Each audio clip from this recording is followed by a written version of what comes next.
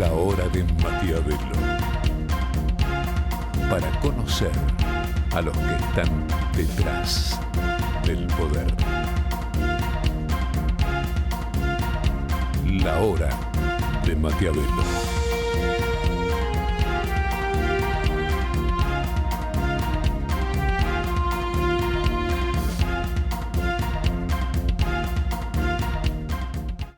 Hola, hola, ¿qué tal? Bienvenido a esta nueva Hora de Maquiavelo. Bueno, vos ya sabés, este es el programa en el que tratamos de mostrarte cómo funciona la comunicación política, ¿no? Bueno, a ver, siempre criticamos al gobierno, esta vez le toca a la oposición.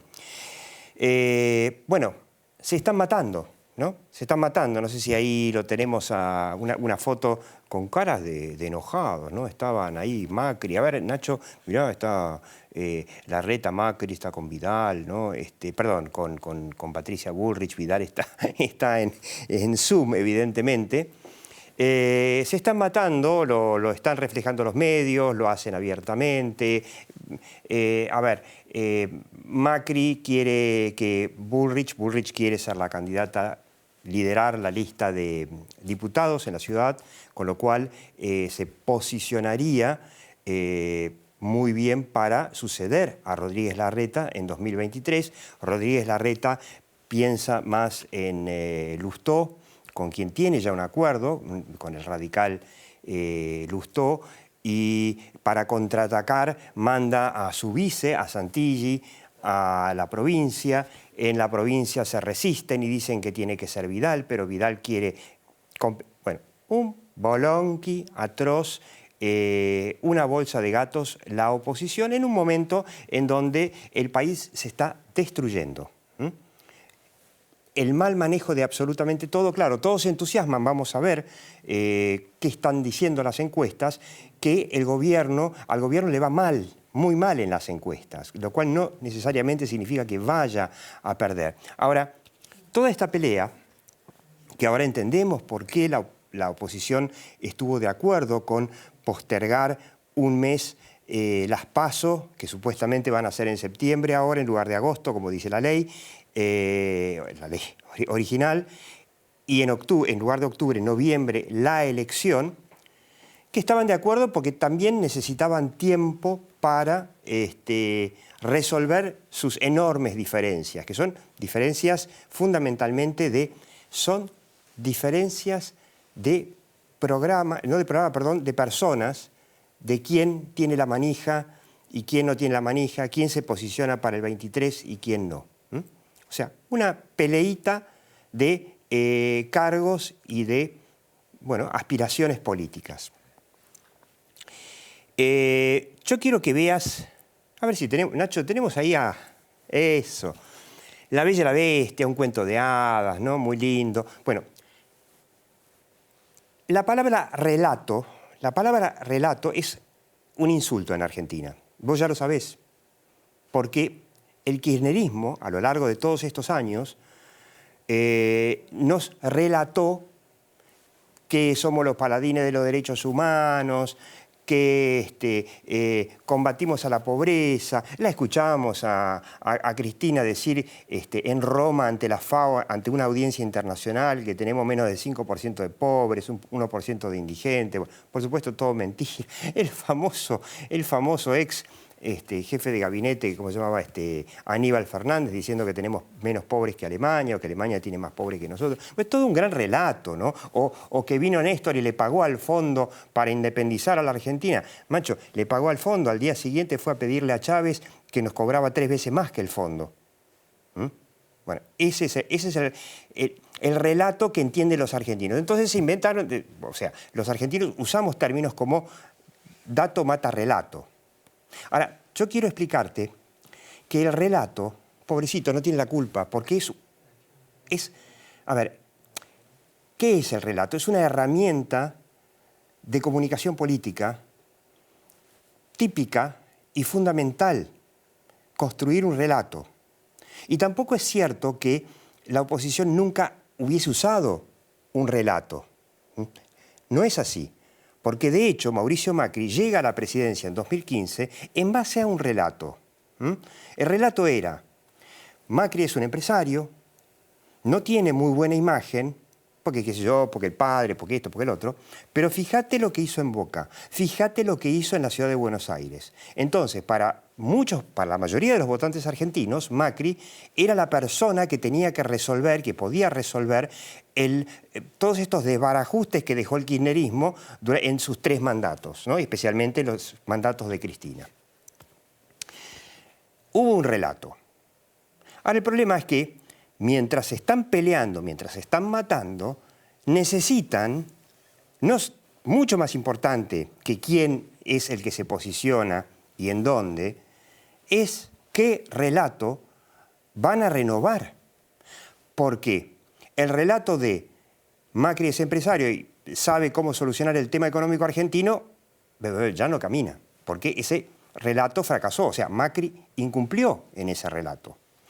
Y en la oposición, en el resto de la oposición, tanto del propio PRO, el partido que fundó Macri, ni los radicales, ni la coalición cívica, bueno, salieron a explicar algo que es fundamental y que venimos insistiendo mucho en la obra de Maquiavelo, que es, ¿aprendieron algo de su fracaso? Porque quedó claro, ya lo mostramos muchas veces, ¿no?, que el gobierno kirchnerista no aprendió nada de sus fracasos. No funcionó la prohibición de exportar carne, destruyó 14 millones de cabezas de ganado, cerró frigoríficos, dejó mucha gente en la calle y perdimos mercados, además de muchos dólares, ¿no? Bueno, lo volvieron a hacer. Vuelven a hacer todo lo que habían hecho antes en materia económica. ¿Y qué nos dicen las encuestas? Que es cierto que tenemos 85.000 muertos por el COVID. Pero vos sabés, porque ves la obra de Maquiavelo, que la principal preocupación de los argentinos es la económica, especialmente la inflación, la falta de trabajo, la falta de crecimiento, la falta de perspectivas. Y también sabés que todos los encuestadores de todos los colores están mostrando que el argentino es el tipo más deprimido del planeta. Porque ante la pregunta que hacen todos los encuestadores de ¿cómo crees que va a estar la economía argentina de aquí a un año?, el 80%, más del 80%, está diciendo que va a estar igual de mal o peor de lo que ya está. Por eso hay tanta pulsión por emigrar, ¿no? Los argentinos, que somos nietos y bisnietos de los que vinieron, de los que efectivamente bajaron de los barcos, muchos, lo único que pensamos es a dónde irnos. Si no hubiera pandemia, ya habría en Argentina probablemente tantos emigrados como en Venezuela. Que hubo 4 o 5 millones de venezolanos que se tuvieron que ir. Muchos que están acá, estoy viendo a un camarógrafo en estos momentos y que por ahí están pensando, ¿para qué corno me vine a este país?, ¿no? Bueno, por eso es que el relato es mucho más importante que las personas. Entonces mi recomendación, humildemente para terminar, es, miren, antes de dirimir candidaturas, diriman un nuevo relato. Y si ese relato, digamos, no le gusta a Mauricio Macri, que a todo esto Mauricio Macri escribió un libro, tuvo la oportunidad a principios de año de explicar qué aprendió, qué aplicaría de todo lo que aprendió. El libro se llamaba Primer Tiempo, en un segundo tiempo, por ejemplo. Bueno, son 304 páginas, no hay una en donde nos explique qué aprendió de sus errores. Entonces, la propuesta es que el relato sea, digamos, una especie de parricidio, si a Macri no le gusta, que planteen qué hay que hacer en Argentina. Y como te digo para cerrar, lo estuve escuchando hace poco a Labaña, recientemente a Florencio Randazzo, y, oh sorpresa, están por primera vez planteando lo que tendría que haber hecho la hoy oposición cuando fue gobierno, y la única solución que hay para la Argentina para lograr que este país sea un país en donde los hijos de los que vinieron en los barcos se quieran quedar. Me voy a sentar ahora con Armando Torres, que es asesor y amigo de Roberto Labaña, para que me explique un poco. Quédate.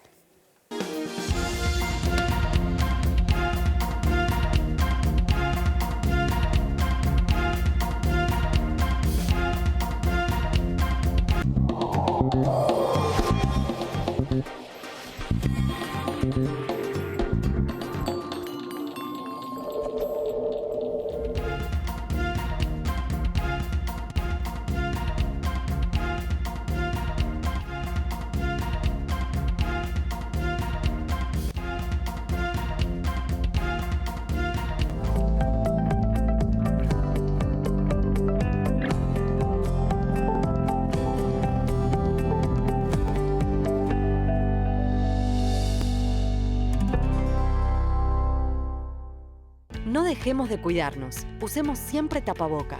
Mantengamos distancia. Elijamos espacios abiertos. Ventilemos lugares cerrados. Para más información, entra a buenosaires.gov.ar/coronavirus. Cuidarte es cuidarnos. Buenos Aires Ciudad. Vicente López seguimos trabajando para estar cada día más seguros. Por eso, seguimos invirtiendo en tecnología al servicio de la seguridad, sumando nuevas cámaras, renovando los chalecos de nuestras fuerzas, invirtiendo en cámaras portables y en más puntos seguros. Vivamos Vicente López.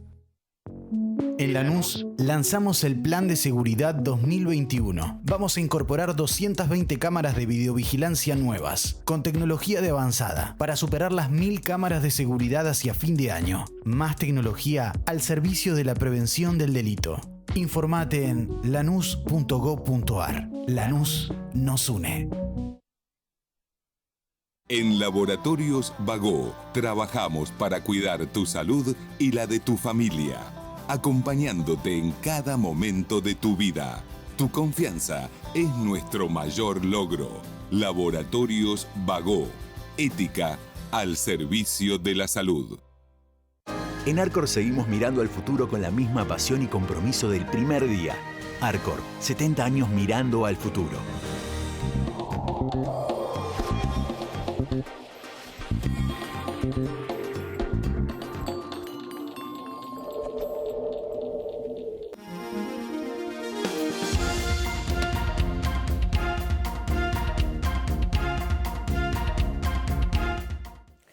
Bueno, como prometimos, Armando alias Melena Torres fue el vocero de Labaña, es periodista, por supuesto, editor de muchos años. A ver si lo tenemos una foto de época, cuando Labaña era ministro. A ver, Nacho, si lo tenés ahí. Sí, una foto de Telam que encontramos, donde está el exministro Labaña, hace 15 años, con un Armando Torres más joven. Armando, vos seguís asesorando, trabajando con Labaña. Sí, sigo estrechamente vinculado y a veces, en ocasiones como esta, me permito interpretarlo, sobre todo en los momentos en los que el nombre de Roberto aparece asiduamente en los medios. Él no es una persona de hablar mucho. No, queda claro que no. No, eso queda claro que no. Sí, no es una persona, no cree que sea, o mejor dicho, cree que hablar en muchas ocasiones no beneficia, porque es agregar ideas que muchas veces se interpretan como críticas. Ajá. Me la dejás picando para la siguiente pregunta, ¿no? Bueno, ahí lo tenemos a un Labaña charlando con Florencio Randazzo, que Florencio Randazzo prácticamente se está lanzando, y me imagino que como candidato a diputado por la provincia, abriendo un espacio peronista no kirchnerista. Vos me decís, no le gusta hablar. Yo lo escuché, a ver, yo te hago una síntesis de cómo yo me llegué a enterar, que Labaña, y ahora Randazzo también, comparten la idea que transmitimos desde hace muchos años en la obra de Maquiavelo, ¿no? Vos ya sabés, si ves la obra de Maquiavelo, acá en Argentina, si no permitís que las pymes contraten, no salís nunca, porque el único empleador que hay desde el kirchnerismo es el Estado. Los privados no contratan, porque no se puede invertir, porque te sacan todo y porque además el trabajo, que es lo que movería la economía, está prácticamente prohibido. Encima ahora con doble indemnización que la siguen postergando, y lo único que logran con eso es que quiebren más empresas en lugar de que sobrevivan para que pueda haber una reactivación. Lo escuché a Labaña a principios de año, ¿te acordás que hablamos de eso? En una solita entrevista que dio, creo que con Tenenbaum y María O'Donnell. Y con María O'Donnell. Explicando esto muy bien, hay que liberar las fuerzas del trabajo y la inversión. Muy sencillo, que es el único paso previo a poder frenar este avance del Estado que está generando tanta pobreza. Después mutis total, y ahora lo escucho hace algunas semanas a Randazzo diciendo lo mismo, que hay que ir a una profunda reforma laboral, como fueron todos los países del mundo, y profundo silencio. es una buena comunicación a 3 meses de una elección, aprovechando que la oposición no tiene un relato para explicar bueno, qué harían distinto, por más que ahora sea una elección simplemente legislativa, ¿no?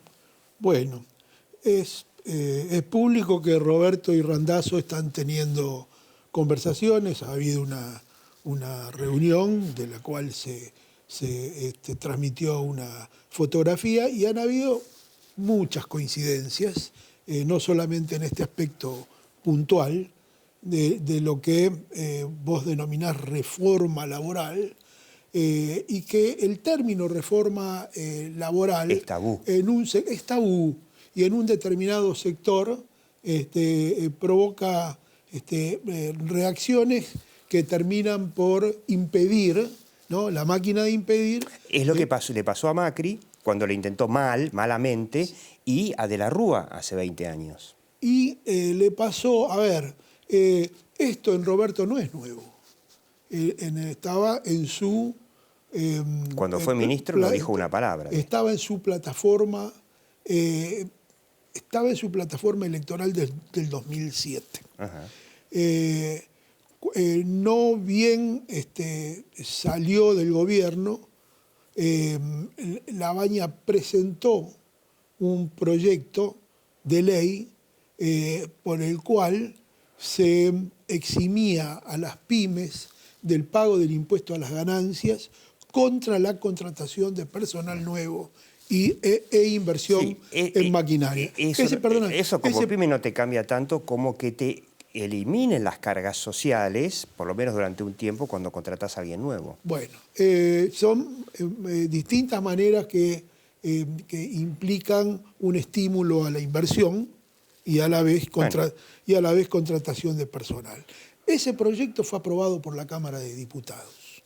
Y ese proyecto fue frenado en el Senado por el gobierno de Néstor Kirchner. Claro. Okay. De modo que de eso es un proyecto de siempre de Roberto, donde la idea central, cuando digo que es una manera de decir reforma laboral, no es una reforma laboral entera en términos de que los derechos adquiridos del trabajador van a ser cercenados. Es que esa es la idea de todas las reformas laborales. Los derechos de los que están hasta la muerte. El tema es a los miles y millones que pasan todos los días a la calle o a engrosar los planes sociales. O sea, el trabajador, porque es un trabajador desocupado o subocupado. Es decir, ¿qué es lo que están defendiendo quienes... Y los informales, que son ya mayoría. Sí, por eso el subocupado, bueno. ¿Qué es lo que se está defendiendo desde el lado de quienes no quieren ningún tipo de reforma? Están defendiendo al trabajador, no, porque la mitad no trabaja. Están defendiendo lo que es, esto ya es mi juicio, no se lo quiero atribuir a nadie, lo que es el principal problema de la República Argentina. No es ni la inflación, ni la desocupación, ninguno de los problemas socioeconómicos, no es la inseguridad. Estas son las consecuencias de los principales problemas. Y los principales problemas, de verdad, que algún día se van a tener que abordar, y ojalá sea en este proceso de armado tan prematuro que tenemos, es atacar los intereses, ¿sí? Los intereses de los políticos, los intereses de los empresarios, los intereses de los sindicalistas, los intereses de la iglesia, los intereses de los medios, los de la justicia. Allí se va la renta de los argentinos. Te puedo decir dos de esos intereses que me quedan bastante claros, porque además lo explicamos muchas veces en la obra de Maquiavelo, un par de intereses que son fundamentales en contra de hacer una reforma laboral. Por lo menos la mitad de los gobernadores, como los Insfranes o los Kirchner en Santa Cruz, quieren ser ellos los únicos empleadores, por lo tanto no quieren la competencia de un sector privado. A ellos les viene mal una reforma laboral. Y después los sindicatos estatales que dicen, no, yo quiero que haya más estatales y menos privados. Y después hay un tercer actor, cada vez más fuerte, que son los piqueteros. los Grabois, que dicen, no, si van a dar trabajo y en el sector privado me quedo sin clientela. Lo más gracioso es que la contra más fuerte en el caso de la Rúa y en el caso de Macri, que realmente no tuvo idea de cómo se instala y cómo se debate una reforma laboral, ni la más mínima, por eso fracasó, son los sindicatos privados que son los únicos que tienen para ganar y muchísimo con esa reforma. Muy loco, porque tendrían mucho más aportes a sus obras sociales, a sus sindicatos, y son como tipos como Moyano los primeros que saltan. Bueno, lo que ocurre, que hay mi interpretación allí, que una cosa es considerar al sindicato como entidad, como institución, ¿sí? Y otra el sindicalista. Claro. Es decir, ¿a quién no le interesa? Ahí me da la impresión que no le interesa al sindicalista, que le estás afectando el interés personal. Pero para Moyano habría más camioneros, habría más aportes, habría más guita, podría robar más. No entiendo. Bueno, el caso de Moyano, distintos son los estatales. Bueno. Ahora, todo muy lindo. Vos sos un hombre de comunicación de toda la vida, asesorás a muchos. Labaña apareció y lo dijo una vez. Desapareció, se borró. Randazzo apareció, lo dijo una vez. Faltan 3 meses para una elección. Eso es una forma de instalar un debate central, porque estamos de acuerdo en que el origen del problema en la Argentina es el trabajo. Y la inflación es consecuencia de eso, consecuencia de un Estado que tiene que ser el único empleador, infinanciable, y bueno, quebró y viene quebrando a la Argentina y llenándola de pobres. Diego, ¿Es la forma de comunicar? Diego, el tema está tan instalado que lo estamos hablando aquí. Yo creo que no lo habla nadie. Perdón, no me quiero mandar la parte de la obra de Maquiavelo. Yo creo que fuera de la obra de Maquiavelo, en ningún otro lugar lo escucho. Bueno, por ahí escuchamos o estamos en ámbitos distintos. De todas maneras, primero que no estamos, todavía no hay una campaña, y la manera como lo planteó Randazzo antes de su lanzamiento, si es que lo va a hacer, y de mi parte espero que lo haga, la manera como lo planteó nos está indicando el sentido en el cual va a correr Florencio, que no es solamente ese tema. Es muy disruptivo.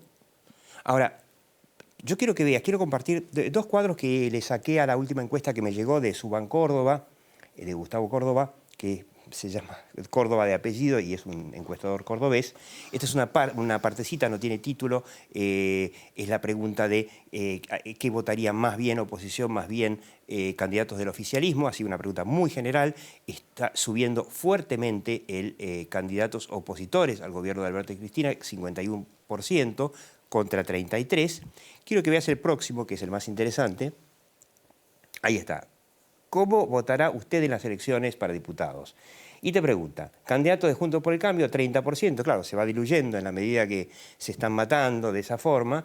Del Frente de Todos, 25%. A ver, es increíble, perdió la mitad de sus votantes, por lo menos en intención de voto. El no sabe, no contesta, es un 19%, es el tercer. Otros candidatos 13%, pero después hay un 8% para los liberales y hay un 4% para Randazzo y Labaña. ¿Hay un lugar? ¿Es suficientemente grande? ¿A qué aspiran? Porque recordemos, Massa, que ahora es parte del problema, llegó a sacar más de 20%. Y era del espacio, ¿no? Massa, Labaña, Randazzo.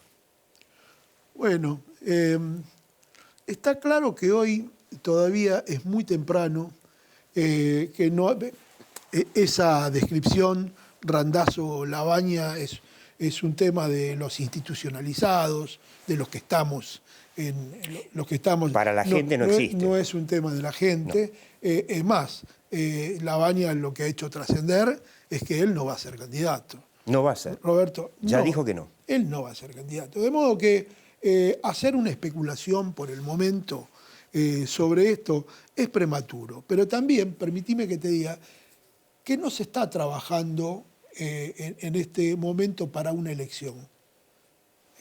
Faltan 90 días. Digo, para una elección de medio término. se está trabajando con la idea de constituir una fuerza que tenga la posibilidad de llegar al poder. Para lo cual, las conversaciones que todavía no han trascendido públicamente son, bueno, sí... Contame un poco. Sí, bueno, sí se informó sobre las conversaciones con el socialismo. De Santa Fe. Bueno, de Santa Fe, que es una continuidad de lo que se venía hablando con Miguel Lifchitz, cuyo fallecimiento ha sido para nosotros, para Roberto en particular, muy duro, pero no duro en términos solamente políticos, sino duro en términos personales, porque se había constituido una línea de afecto personal y de reconocimiento mutuo en términos de valores, que, bueno, lo sentimos y que es, entendemos, para la política una pérdida importante. Pero sintetizando, Sí. están habiendo conversaciones. Están habiendo conversaciones con Santa Fe, con Córdoba, con Mendoza. O sea, el objetivo de Roberto de dar apoyo, esto formó parte de la primera conversación con Randazzo, es la visión la tenemos puesta en el 2023 y la tenemos puesta con el... Si con no el- hay 2021, no habrá 2023. Por eso, pero la visión es empezar a trabajar. Evidentemente no va a ser una elección en la que pueda haber un paraguas político que ampare a todos estos espacios de las distintas provincias. No lo va a haber, pero sí que se sepa que están trabajando en sintonía. Saberlo de qué manera, haciendo presentaciones en conjunto, haciendo no solamente el mensaje fotográfico, sino comunicaciones en conjunto. En esto se está trabajando. Bueno, usted le escuchó a Armando Melena Torres. Va a haber una avenida del medio, veremos cuán ancha será. Lo que sí es interesante es que por lo menos te dicen qué es lo que hay que hacer con la Argentina, lo cual ya es bastante. Muchas gracias, Melena. Siga viendo La Hora de Maquiavelo, aquí por Metro y por YouTube. Muchas gracias.